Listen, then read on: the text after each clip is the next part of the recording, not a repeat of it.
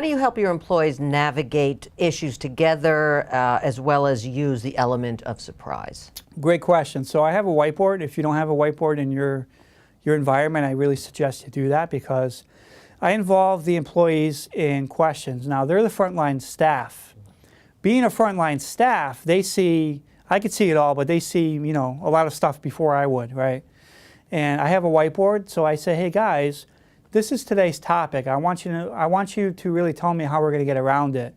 Hey, employee A, this is my question. Let's say it's on scan the email or scan the FTP. We have a lot of folks that don't really know it well. I want you to write on the whiteboard how we're going to fix that. So we're involving them to solve the puzzle. They're writing, okay, I think we needed to come up with documentation on, you know, scan to SMB or file structure, whatever it is. Each of them are going to take their time and write it on the whiteboard.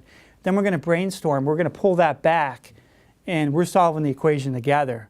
So I think that by having a whiteboard as your control, you can navigate issues together, and we do that. And that's back to the element of surprise where they don't know I'm doing this to them. I'm actually calling them on the spot and having them write on the whiteboard.